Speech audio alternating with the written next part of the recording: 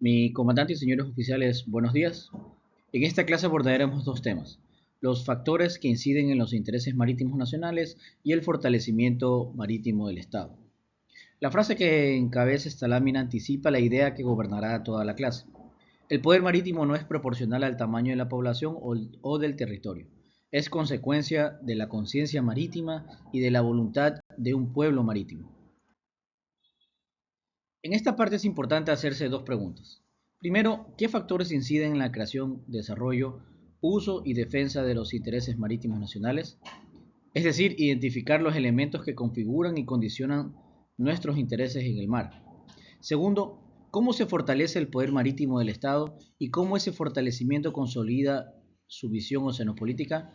Es decir, actuar sobre esos factores. Recordemos que los intereses marítimos son la esencia de la visión oceanopolítica. El poder naval es su protector y el poder marítimo es el resultado del fortalecimiento equilibrado de ambos. Los factores incidentes del poder marítimo de un Estado son los factores que estructuran el carácter del poder marítimo de los Estados y de sus habitantes, y que configuran oportunidades de desarrollo de los intereses marítimos si estos son debidamente identificados. En algunas publicaciones de la bibliografía se menciona que para nuestra realidad se han agrupado y adaptado los factores clásicos de Mahan a nuestra realidad. El primero es la posición geográfica. En el caso del Ecuador, la posición equinoccial, única e irrepetible. El segundo, la conformación y extensión del territorio marítimo, incluyendo nuestro doble territorio, tanto continental como insular. El tercero, la población y su carácter, su vínculo y aptitud hacia el mar. El cuarto, el carácter de los gobernantes y las instituciones, la voluntad política. El quinto, el desarrollo científico y tecnológico. Y el sexto, la conciencia marítima, que es el factor que da sentido a todos los demás. Y aquí, mi comandante y señores oficiales, la idea clave es que sobre estos factores se construye el poder marítimo, sin que ello signifique que una pequeña población o un gran territorio sean proporcionales a ese poder. El poder marítimo es más bien una consecuencia motivada por la conciencia marítima y la voluntad de un pueblo marítimo. El propio enunciado del tema nos entrega cuatro verbos que forman un ciclo: crear, desarrollar, usar y defender los intereses marítimos. Veámoslos. Crear es identificar y establecer los intereses marítimos. Depende de la conciencia marítima, del conocimiento del territorio y de la voluntad política.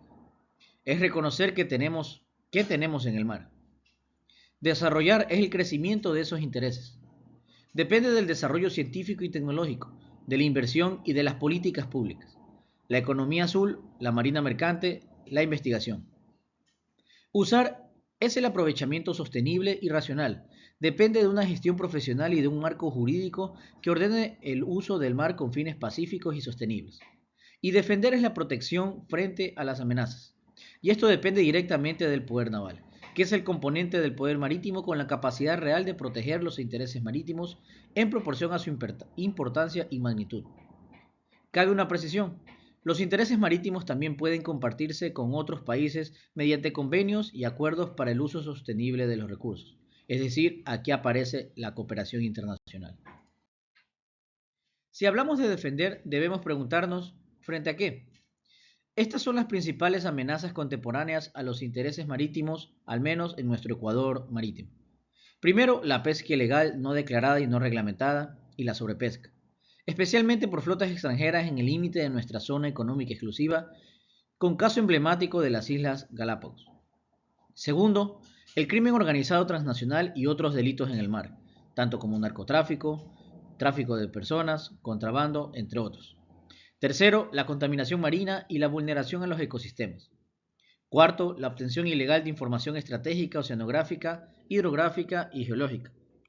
Quinto, las amenazas del cambio climático y los riesgos naturales, recordando que el Ecuador se sitúa en el cinturón de fuego del Pacífico. Finalmente, algo que siempre debemos recordar y que es la base de la existencia del poder naval: la amenaza siempre existente de intereses de otros estados hacia los propios de nuestro país. Fortalecer el poder marítimo significa actuar de manera equilibrada sobre sus dos componentes, el poder naval y los intereses marítimos. El Estado debe velar por el desarrollo de ambos con un poder naval que sea proporcional a la importancia y magnitud de los intereses que debe proteger, como se mencionó anteriormente. Este fortalecimiento se sostiene sobre 4 pilares. Primero, fortalecer el poder naval.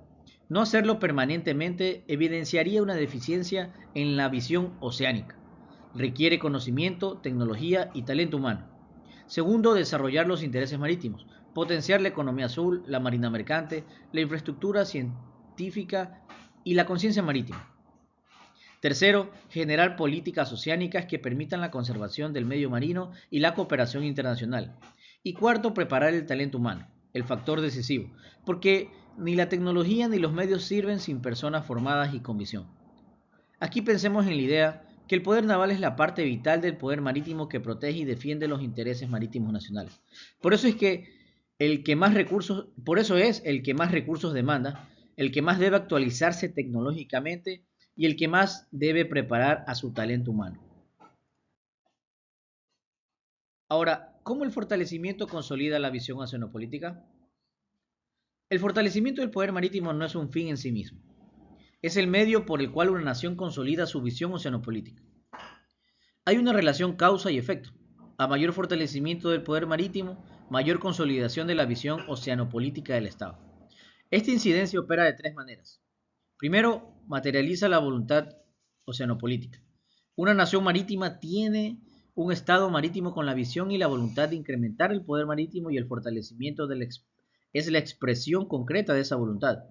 Segundo, consolida la conciencia marítima colectiva, integrando al gobierno, al pueblo y a las Fuerzas Armadas. Tercero, proyecta al Estado en el escenario internacional, permitiéndole cooperar en la gobernanza oceánica y defender sus intereses. En síntesis, los intereses marítimos son la esencia de la visión oceanopolítica. El poder naval es su protector y el fortalecimiento equilibrado de ambos es lo que consolida en el tiempo la visión oceanopolítica del Estado. Veamos ahora cómo todo esto se traduce en una concepción estratégica concreta y propia de nuestro Ecuador marítimo. La doctrina ecuatoriana ha desarrollado una visión oceanopolítica propia que ilustra cómo el fortalecimiento del poder marítimo se traduce en concepciones estratégicas concretas. Ecuador y su visión oceanopolítica del mar equinoccial. Comité Interinstitucional del Mar.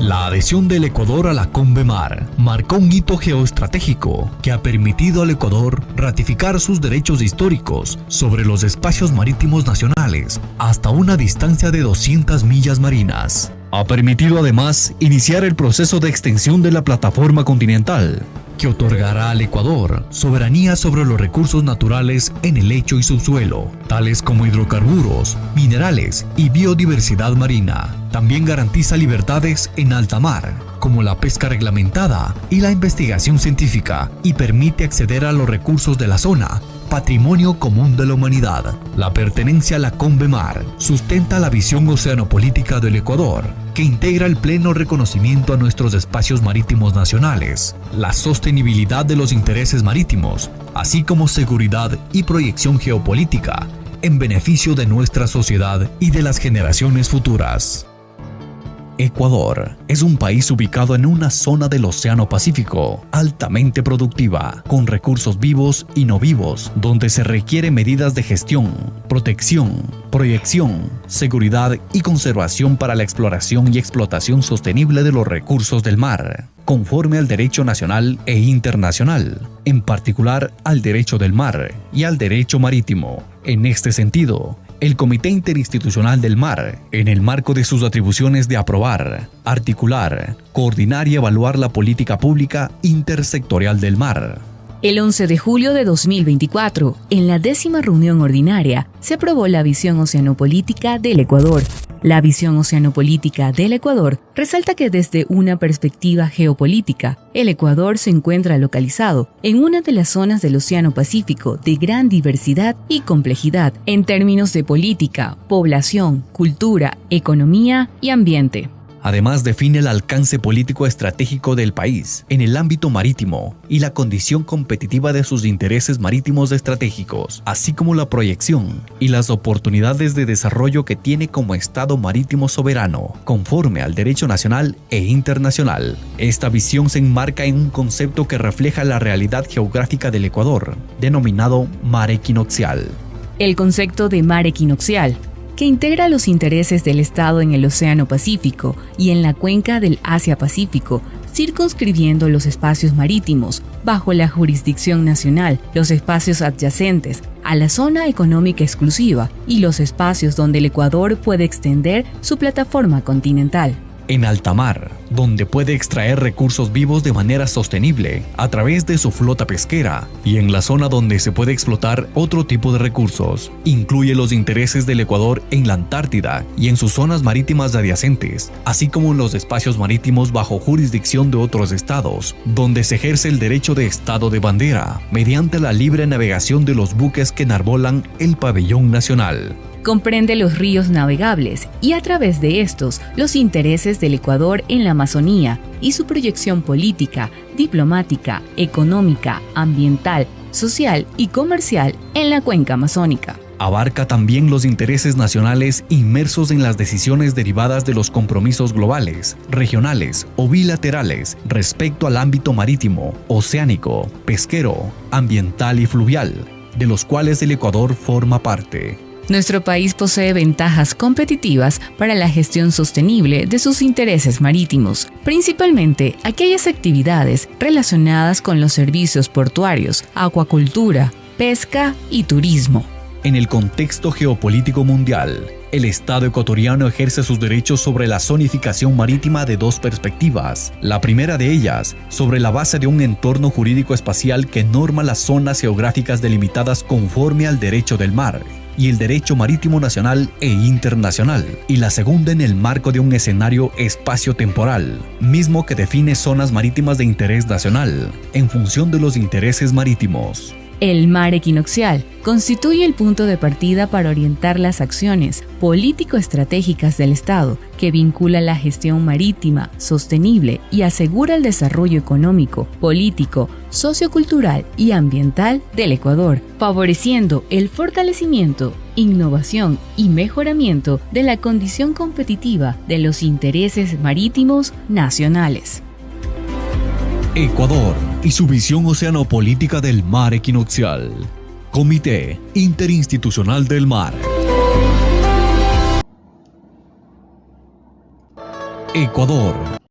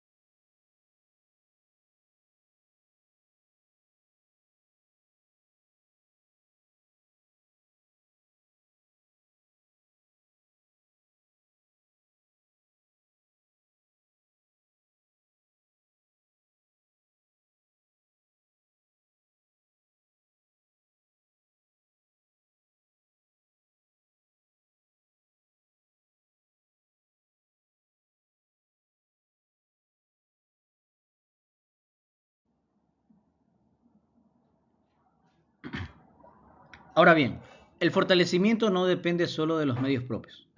En un mundo interdependiente, la cooperación internacional es un multiplicador de fuerza, especialmente para las potencias marítimas o para las naciones marítimas como lo es el Ecuador. La cooperación fortalece el poder marítimo de cuatro maneras.